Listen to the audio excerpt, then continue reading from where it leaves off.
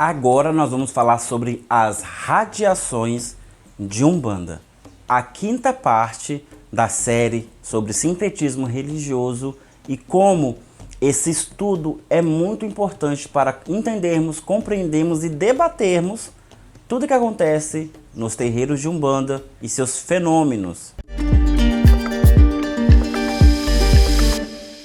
Eu sou Gesley Alves, sacerdote mestre de Umbanda, aqui no Espírito Santo Jacaraípe, do terreiro São Jorge Guerreiro, e estamos aqui tentando transmitir sabedoria e conhecimento de Umbanda, pé no chão, para você. Esse é o quinto vídeo, já falamos muito sobre o sincretismo, sobre a comunidade africana e sua cultura na Umbanda, a comunidade indígena e sua cultura na Umbanda, a cultura também que veio dos europeus a partir da Igreja Católica e como eles se introduziram na Umbanda e como há o diálogo entre os símbolos sagrados desses três povos na Umbanda, formando assim o triângulo do sincretismo para nós umbandistas. E para isso eu lancei esse livro, As 7 Radiações de Umbanda, um estudo baseado em 4 gerações familiares. Como eu já disse, sou a 4ª geração de sacerdote na minha família e nós tentamos preservar todo esse conhecimento que eu estou tentando passar para vocês de forma muito séria. Então, mesmo que de vez em quando é abordado um assunto em vídeos curtos, mais dinâmicos, menos sérios, mas o assunto sempre foi levado muito a sério. Os nossos ancestrais perderam a vida para que a gente pudesse cultuá-los, para que a gente pudesse fazer a nossa macumba, tocar nosso tambor, vestir o nosso branco. Os povos indígenas, os povos africanos foram massacrados por diversas vezes para que hoje nós pudéssemos estar aqui fazendo, conversando, cultuando, fazendo nossa macumba, nosso feitiço, nosso patuá. Então, assim, é de muita importância que respeitemos esses povos e sua memória ancestral. Então, se você preza por tudo isso, quer ler meu livro, ele é grátis, ele está lá na Amazon Prime. Se você é cliente Amazon Prime, você tem acesso ao Kindle Unility. E lá você acessa este livro e ele está grátis para você. Se você não for cliente Amazon Prime, você vai poder comprar para você poder ler. E custa somente R$ 35. Então, é um investimento para o seu conhecimento. O que eu vou abordar nesse vídeo é um resumão deste livro. É um livro grande. E ele é 1/4 de tudo isso que nós falamos nessa série de vídeos sobre sincretismo. Porque aqui nós abordamos somente o sincretismo como base para o nosso estudo radiônico, mas o estudo mesmo, a fala inteira é sobre radiações. Esse não é um especial sobre radiação que eu prometi lá no começo do canal. Esse eu ainda vou fazer. Eu ainda estou amadurecendo a questão da filmagem, dos áudios, para a gente poder fazer algo realmente bacana para vocês. Mas o que eu vou falar agora é uma costura para que nós possamos entender o sincretismo. Entenda da seguinte forma. Todos os povos que se encontraram na história da humanidade, eles se encontraram, trocaram informações, trocaram cultura, entidade, divindade, história, comida, música, poesia, trocaram conhecimento como matemática, física, língua, escrita, e a partir disso se formou outros povos, né? Nós temos, por exemplo, na origem grega, nós temos em sua origem povos primitivos que na mistura de outros povos vem surgir o grego, que nós conhecemos, o grego da Odisseia, aquele grego forte, tal. Nós conhecemos esse grego no nosso imaginário.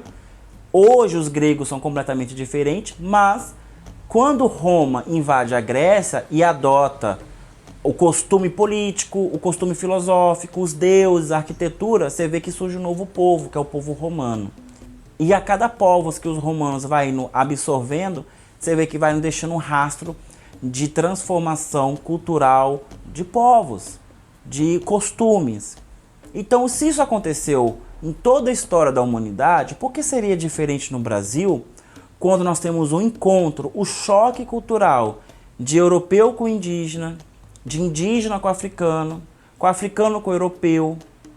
Por que seria diferente quando esses povos, que são muitos, estou aqui simplificando em 3 figuras, mas dentro dessas 3 figuras tem muitos povos diferentes. Porque o holandês ele é muito diferente de um francês, que é incrivelmente diferente de um português. Que se você vai olhar para um alemão, somente daquela época, era muito mais distinta do que um português. Então nós estamos falando de povos complexos. Não é uma coisa assim, não é só europeu, africano, indígena. São povos complexos. Só indígenas aqui, que se sabe, pode ter tido até 500 tipos diferentes de etnias indígenas no Brasil, desde o período da colonização. Hoje são menos, porque muitos foram dizimadas, né? Infelizmente, foram dizimadas. Mas olha a riqueza de povos que nós tínhamos aqui, que tiveram um choque cultural ao receber os europeus. Formou-se um outro povo. Esse povo é o caboclo, esse povo é o mestiço, esse povo é o mulato, mesmo que essa palavra ela é muito preservada e anulada, cancelada, mas era uma forma de ver um povo naquela época. E assim vai. Hoje eu sou o fruto desse choque cultural. Eu tenho sangue indígena, tenho sangue banto, africano, e com certeza deve ter sangue europeu também nas minhas veias. Em algum momento alguém deve ter sim enamorado alguém branco e deve ter trago também essa classe de humanos para dentro da nossa família. Então, assim, eu sou fruto disso, você provavelmente é, porque o Brasil inteiro é assim.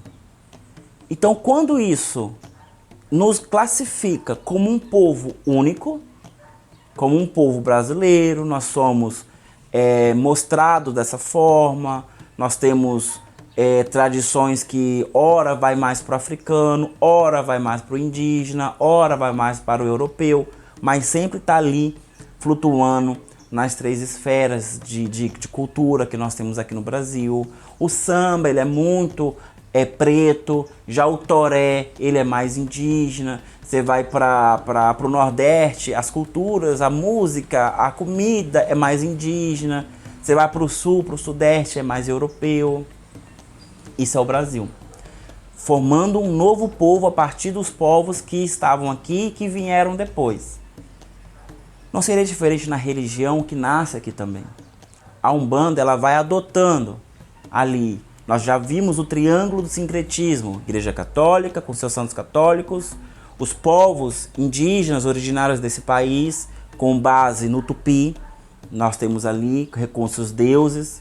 E nós temos os povos africanos com base no Yorubá, mas também levando em muita consideração o povo banto que vieram em maior quantidade para cá.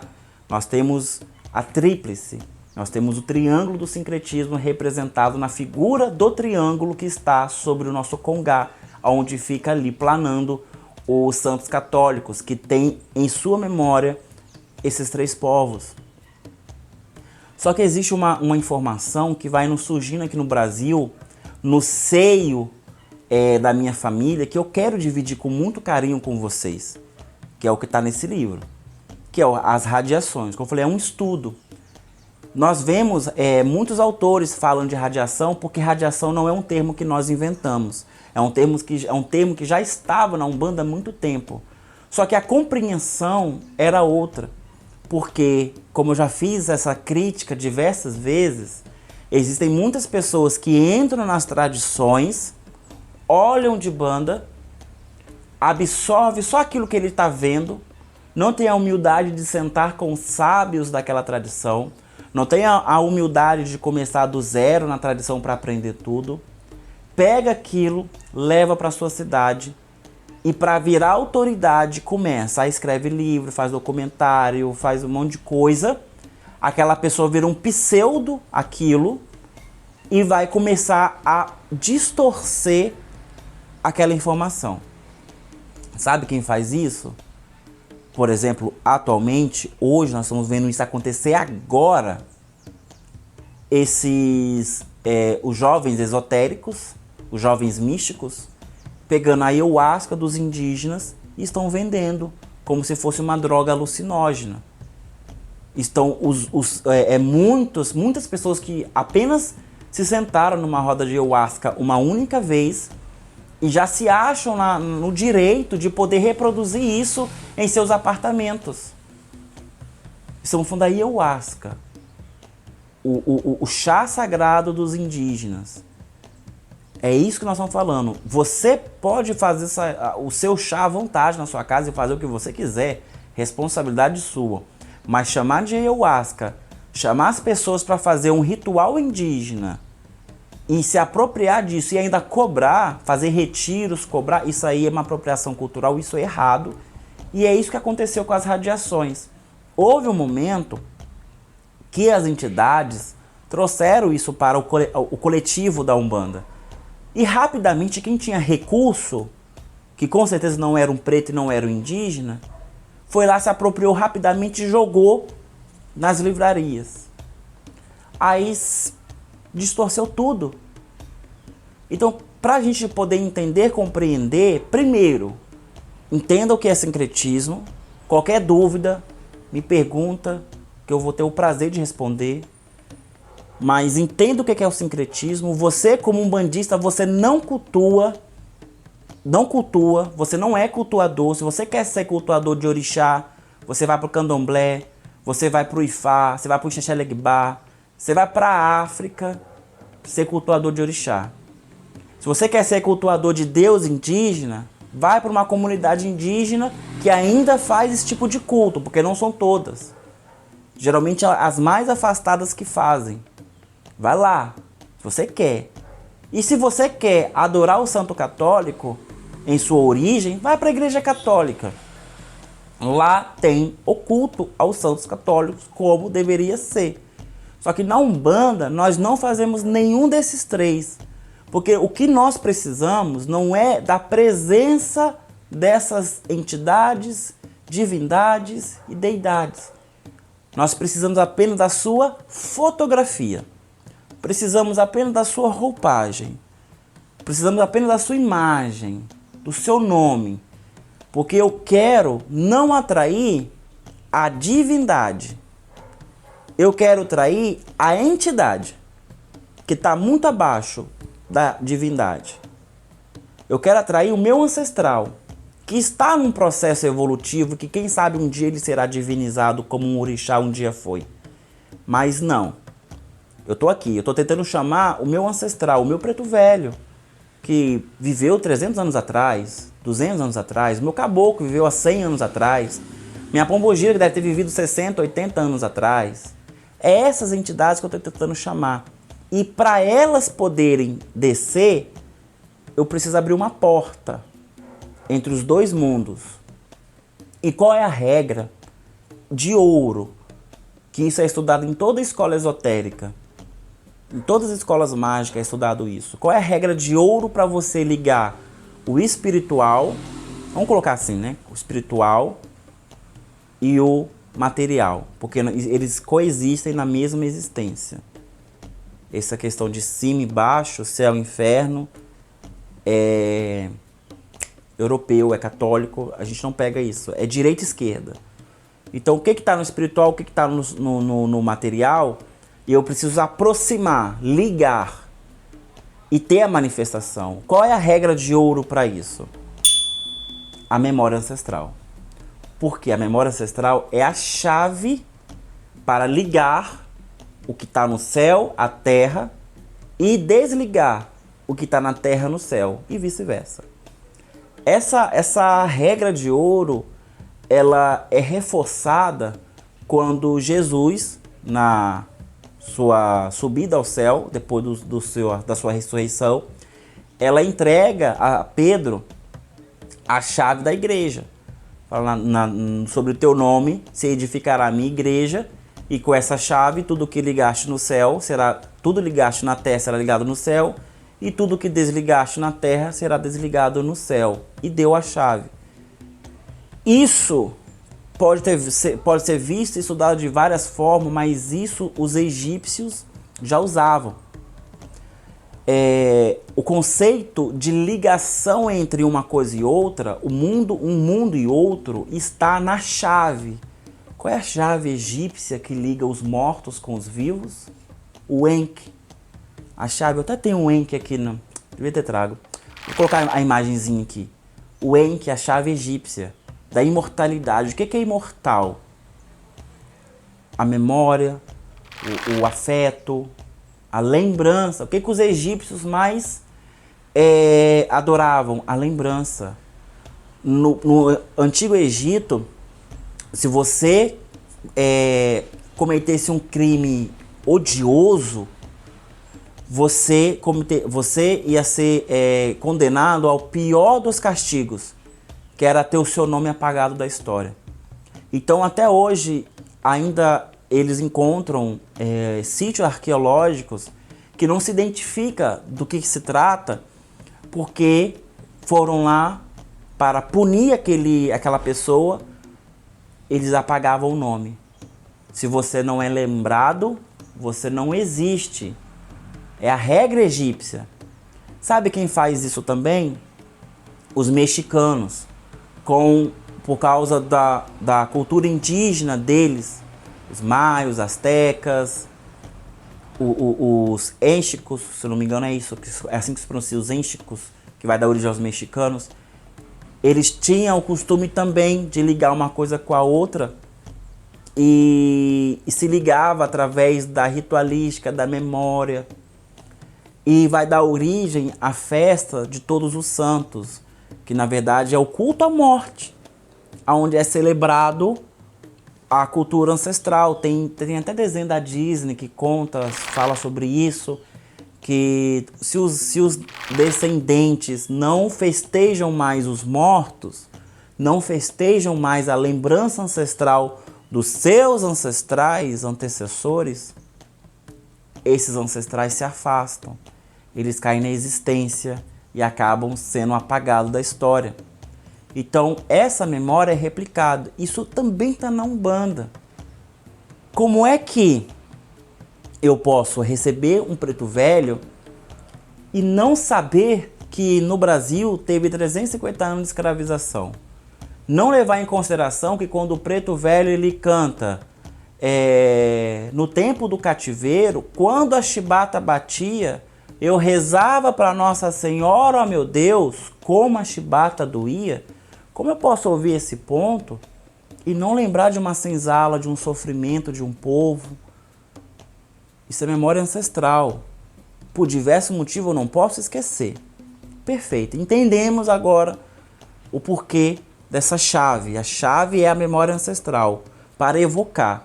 A partir do momento que eu lembro que no período da Terra, no plano físico, e eu lembro no período espiritual, no plano espiritual, e ao mesmo tempo eu, descendente, vivo, encarnado, e o meu ancestral desencarnado, estamos fazendo a mesma ligação, eu tenho uma abertura, e esses espíritos, tanto eu ir para lá numa viagem astral, se fosse o caso, e ele vir para cá numa viagem material para que nós possamos nos encontrar, vai acontecer. E tudo isso acontece porque eu respeitei uma lei, que é a lei da chave de ligação, que no caso aqui é ancestral. Aqui é memória, é remeter. Eu estou dando lembranças para esse espírito vir para cá. Por quê? Por que é eu que tenho que fazer essas lembranças para que ele venha para cá? Porque aqui no mundo físico é o ambiente imaterial dele. Não é natural que um espírito viva aqui. Então, para que eu atraia ele, eu tenho que dar elementos para que sustente a existência dele aqui. Então, eu que tenho que dar. É eu que tenho que fazer firmezas no meu terreiro para sustentar as incorporações que ali acontecem. Não é por vaidade. A entidade não pede um assentamento, uma firmeza por vaidade. É por um sentido. E o sentido é ligação, é trabalho espiritual, é energético. Lembrando, isso só funciona porque eu respeitei uma lei antiga que está regendo também os fenômenos espirituais que aqui estão acontecendo. Outras leis vão vir através das radiações. Gésio, o que são radiações? Vamos lá. O mundo espiritual, assim como o mundo físico, eles são regidos por uma inteligência superior. Essa, por vezes, é chamada por Deus, por Tupã, por Jeová, por Jesus, por Buda, Krishna, tem muitos nomes. Mas tudo isso são figuras de deuses pensados, deuses que refletem uma existência humana.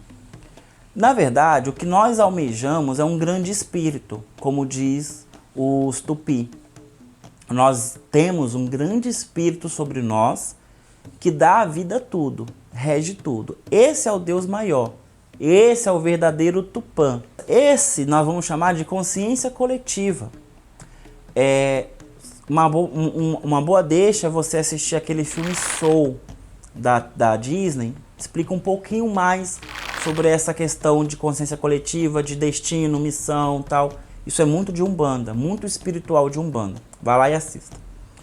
Essa consciência coletiva, ela está em constante transformação, mutação, destruição, construção, organização e tudo mais. E ela é pura luz. Ela é o próprio poder etéreo, é o poder acástico. Ela é a forma natural da existência sobrenatural de todas as coisas. É a figura, é a massa de Deus. Não é Deus Pai, é Deus, o Criador, o arquiteto de todas as coisas, a energia pulsante de tudo.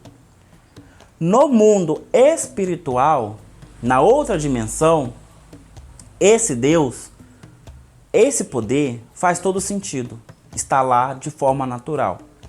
Ele, uma vez que eu sou material, a luz que me nutre vem da estrela mais próxima, que é o Sol. Eu preciso dos nutrientes que vêm a partir do contato da minha pele com essa luz. Caso contrário, eu adoeço. No lado espiritual, quando eu me torno um espírito e eu estou de uma forma imaterial para essa dimensão, mas material para a dimensão espiritual, ou seja, eu sou das mesmas moléculas que estão lá, eu preciso também me nutrir de alguma forma. E eu vou me nutrir a partir da existência deste Deus, dessa consciência, dessa massa pulsante. Essa luz que é emitida por esse Deus é o poder puro etéreo. Então vai alimentar o meu corpo espiritual, que é etéreo. Tudo que é material vai se alimentar do material. Tudo que é espiritual vai se alimentar do espiritual. Certo? Perfeito. Só que nós estamos falando de Umbanda. A Umbanda é onde o espiritual encontra o material. E aí? Vai se alimentar do quê? É neste momento que existe a divisão de energias. Existem energias que são naturais deste mundo, que são as energias naturais, biológicas, e tem as energias naturais do mundo espiritual, que é o poder etéreo, o poder de Deus, e é saudável para um espírito. Eu, como ser humano encarnado, não posso receber de forma direta no meu corpo o poder etéreo. Existe uma passagem bíblica que fala muito sobre isso, que é o seguinte: não existe um sequer homem que consegue ficar de pé e ainda permanecer em seu corpo sem se fulminar diante da presença de Deus. Que é o quê? O que está dizendo essa passagem? Que é impossível você, no seu corpo material, ficar diante a glória, a glorificação, o poder, a radiação, a emanação, a luz de Deus, do poder etéreo, da criação. Você só consegue se você for natural, igual a ele, espiritual. Já aqui é o Sol. Nós nos nutrimos do Sol. É o poder radiônico natural mais próximo da gente. Então, quando esses dois se encontram, eles se interagem, formando, estou nesse símbolo aqui, porque é o símbolo que vai identificar isso, que é o prisma. Prisma de Newton. Newton também estudioso, um grande matemático, físico, mas estudioso das coisas mágicas, dos poderes mágicos, esotéricos e tudo mais. Ele vai identificar isso. Por isso que o prisma é chamado de prisma de Newton. É a perspectiva que Newton viu a luz. Quando essa luz que vem do poder etéreo, do mundo espiritual, ele vem e ele precisa interagir com a Umbanda, ele lança para o mundo físico, as 7 radiações. Porque para o mundo físico, o poder etéreo é fulminante, porque é poder demais para uma existência tão tribal. A nossa existência como ser humano no mundo é tribal, é arcaica, perto do poder etéreo, perto da consciência coletiva, perto da existência de um Deus arquiteto. Então toda vez que eu tenho no meu terreiro de Umbanda, que é esse prisma, porque ali tem fundamentos como Aruanda, os 4 cantos, Congá, Altar, Tronqueira, Casa das Almas, Cruzeiro Maior, Cruzeiro Menor, Cruzeiro Branco, Cruzeiro Negro, tem todos os fundamentos ali feitos para receber esse poder etéreo e lançar para o terreiro, para os guias espirituais trabalharem as 7 radiações, tá? Então, quando eu começo a evocar a memória ancestral no meu terreiro, através de um ritual, de uma cerimônia, por isso que nós sempre fazemos tudo igual, porque é uma cerimônia, nós cantamos a abertura do portão, tronqueira, defumamos, abrimos o congá, fazemos ladainhas, abrimos a gira e começamos a tocar. Todo esse processo está preparando o terreiro para receber esse poder etéreo. Uma vez que eu tenho todos os fundamentos, vai funcionar para que quando eu receber esse poder etéreo, todos os fundamentos, vamos colocar nesse termo, vão ser carregados, como fosse uma bateria de poder etéreo. Então aquele fundamento no meio do terreiro, chamado Aruanda, ali tem elementos que vão ser carregados para que eles possam emanar, pulsar a energia durante toda a sessão, para que as entidades que vão se manifestar nessa atmosfera ritualística que eu criei para que elas pudessem vir, elas possam também ficarem. Porque da mesma forma que eu, homem encarnado, não posso ir para o mundo espiritual e ficar lá, porque lá não é o meu lugar, porque eu ainda estou vivo, eles também não podem vir para cá e ficar aqui durante muito tempo. Então eu tenho que criar essa atmosfera onde os dois podem existir. Esse pulsar vão ser o pulsar de 7 tipos de energia diferentes, porque o poder etéreo ele vai se fragmentar para 7 tipos de radiações, 7 tipos de energias distintas, para que cada entidade possa usar essa energia conforme deve. Essas 7 radiações, elas estão linkadas à memória também segundo o sincretismo. Eu vou passar aqui o sincretismo segundo as 7 radiações. Então eu já vou falar o nome das 7 radiações. Eu vou passar a imagem. Essas imagens estão no livro físico. No Kindle você não vai conseguir ver porque não tem como. Mas se você comprar o livro físico, você vai ter essas imagens no livro, onde vai ter todos os símbolos. Vamos lá. A primeira radiação é a radiação destrutiva, que é o poder de destruição para quebrar as partículas energéticas e liberar espaço para as novas partículas energéticas. A radiação destrutiva, ela corresponde no sincretismo ao orixá Ogum, ao santo católico São Jorge e ao deus indígena Guaraci.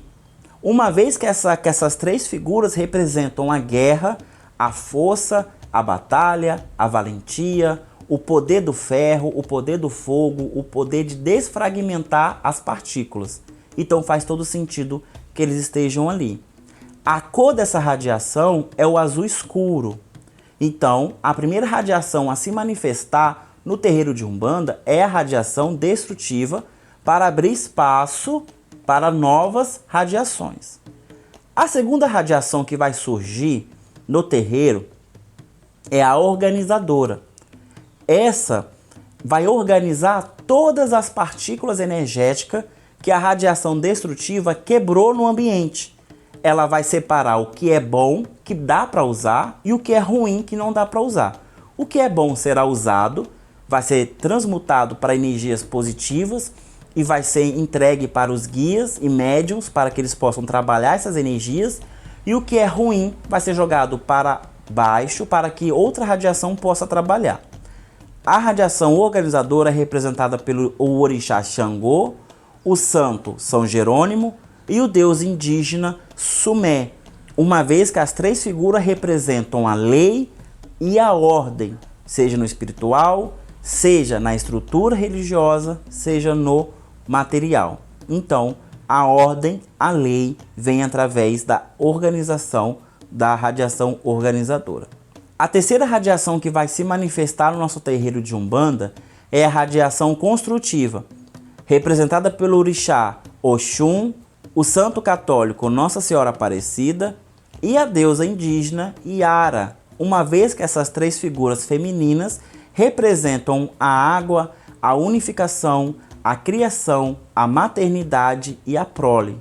A radiação construtiva vai pegar todas as partículas que podem ser utilizadas de forma positiva e todas as demais energias positivas e vai transformar em algo útil para o nosso trabalho mediúnico. Essas três primeiras radiações citadas, a radiação destrutiva de cor azul, a radiação organizadora de cor vermelha, a radiação construtiva de cor amarela, elas são as radiações primárias. É delas que vão surgir as demais radiações. As radiações secundárias, elas são, primeiro, a radiação transformadora, que ela vai surgir para transformar, transmutar qualquer energia que possa estar presente na atmosfera ritualística do terreiro. Ela é utilizada principalmente para promover todo tipo de cura. Ela é simbolizada no sincretismo com o orixá Oxóssi, o santo católico São Sebastião e o deus indígena Tupã, uma vez que essas três figuras representam a força da natureza, a força da transmutação e da transformação, e que tudo pode ser reutilizado para o bem e para o exercício da fé. A radiação transformadora, ela é da cor verde. A próxima é a radiação conscientizadora, de cor roxa. Ela traz a consciência, o poder da sabedoria, do raciocínio, da fé para todos os seres da natureza, principalmente o ser humano. A radiação conscientizadora, no sincretismo, é representada pelo orixá Ibeje, pelo santo católico Cosme Damião, e na Umbanda acrescentamos o Doum, e para a divindade indígena, o Anade. Essas três figuras representam um dueto, são três figuras gêmeas, e de vez em quando também é apresentada uma terceira figura formando uma tríplice. Elas representam a inocência, a fé, o começo da razão, o conhecimento e a tecnologia vinda dos saberes. A radiação conscientizadora é representada pela cor roxa. A próxima radiação é a radiação estabilizadora, de cor laranja. É ela que vai pegar todas as partículas que não tem como ser utilizadas, que a radiação organizadora jogou para baixo, e essa radiação estabilizadora vai criar blocos de energia para serem descarregadas, ora pelas entidades, ora pelos fundamentos presentes no terreiro. Essa radiação ela fica rente ao chão. Por isso, não devemos ficar sentado no chão de Umbanda enquanto está havendo o culto, para que nós não recebemos essas cargas. Essa radiação é simbolizada no sincretismo pelo orixá Oiá, pelo santo católico Santa Bárbara e pela deusa indígena Jurarauaçu, uma vez que essas três figuras representam o descarrego das cargas energéticas em forma de raio. Da mesma forma que acontece na natureza, acontece no terreiro com a estabilização do controle, da organização, da reciclagem das energias através dessa radiação estabilizadora. Assim como essas divindades lançam raios na natureza, essa estabilização faz através do descarrego das energias pesadas, negativas e densas. A radiação estabilizadora é da cor laranja. E para finalizar, nós temos a última radiação, que é a radiação harmonizadora da cor azul marinho ou azul claro. Essa radiação é a radiação materna, que traz o amor, a fraternidade, a harmonização de todos os sentimentos, emoções e energias em nosso terreiro.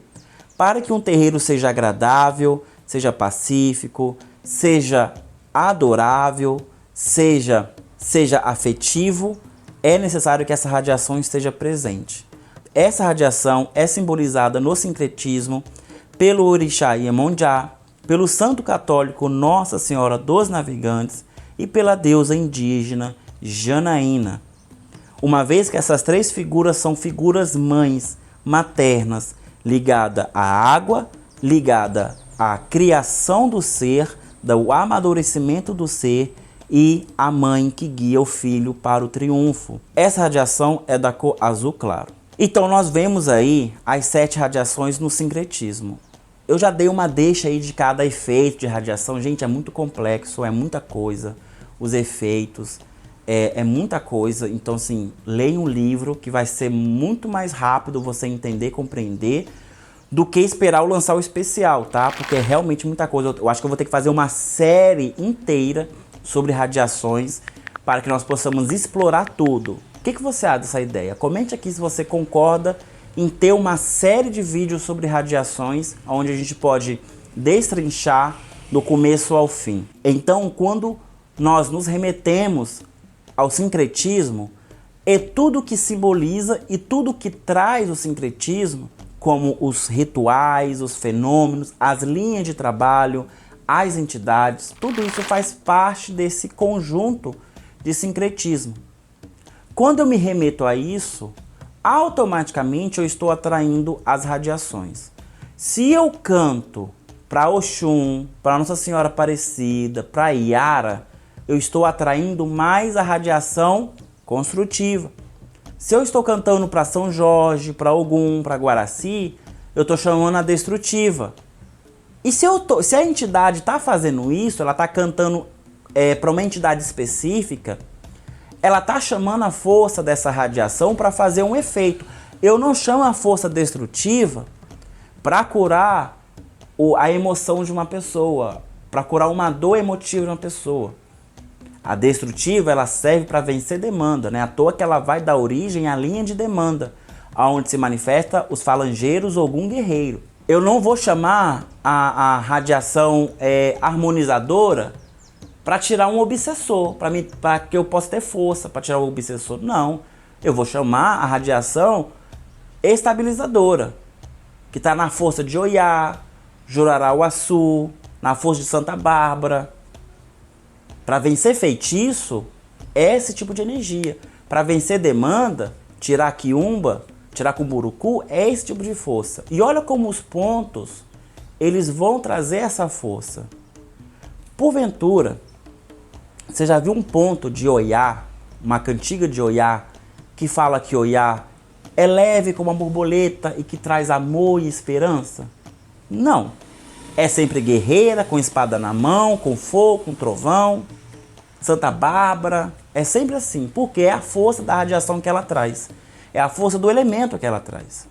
Então eu não posso atribuir um elemento, um atributo que ele não tem. O atributo da água é a gestação. O atributo do fogo é a destruição. Eu não posso modificar, mesmo que a água sirva para destruição e o fogo para reconstrução. Mas isso aí é outra coisa. Isso aí é outro tipo de estudo. Mas o princípio, a água constrói, fogo destrói. E automaticamente eles não vão se misturar naturalmente eles não vão se misturar. Mas artificialmente sim. E aí nasce o feitiço. Então, esse estudo radiônico é um estudo onde a gente pega a massa Deus, o poder etéreo, o poder cástico, a luz da criação, o conhecimento, esse poder pulsante. Eu pego ele me permite quebrá-lo, dividi-lo, fragmentá-lo em 7. Eu aproximo a minha lupa e eu estudo esses 7 fragmentos separados. E como é que esses 7 fragmentos separados interferem no meu terreiro de Umbanda, aqui em Jacaraípe, onde a maioria de vocês nem sabe onde é. Como é que isso funciona? Quando o meu marinheiro, ele cura uma pessoa que tipo de energia ele usou para curar essa pessoa? Porque a energia que o meu marinheiro utiliza é diferente da energia do preto velho, é diferente da energia do caboclo. E os três promovem cura. Então por que a energia é diferente se os três promovem cura? Isso não está na ação espiritual da entidade, está na ação energética. Então eu tenho que saber se aquela energia está ali por um motivo ou não. E se ela está ali, por que ela está e como ela interage. Isso é estudo radiônico. Você entender que você configurar a sua Umbanda conforme as linhas de trabalho tem que estar alinhadas às radiações para que você possa trabalhar bem as energias.